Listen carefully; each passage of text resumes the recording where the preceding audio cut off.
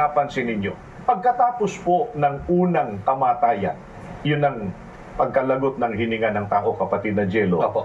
meron pong ikalawang kamatayan na binabanggit ang Biblia, mga kaibigan, na ito po ay sa araw ng paghukom. Ano po ang malaking pagkakaiba ng ikalawang kamatayan sa unang kamatayan?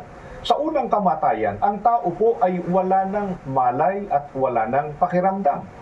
Samantala, sa ikalawang kamatayan, ang tao po ay buhay. At mararamdaman niya ang hirap.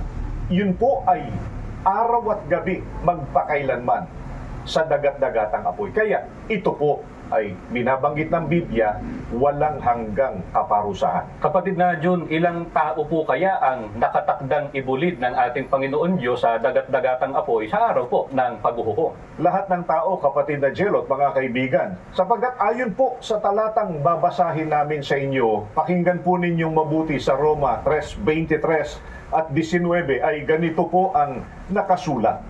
Sapagkat ang lahat ay nangagkasala nga at hindi nangakaabot sa kaluwalhatian ng Diyos. Ngayon ay nalalaman natin na ang anumang sinasabi ng kautusan, yaon ay sinasabi sa nanga sa ilalim ng kautusan upang matikom ang bawat bibig at ang buong sanlibutan ay mapasa ilalim ng hatol ng Diyos. Mga kaibigan, ayon po sa ating binasa, lahat ng tao po ay nagkasala. Kaya lahat po ng tao ay nangangailangan ng kaligtasan sapagkat lahat ay nagkasala maliban sa ating Panginoong Hesukristo.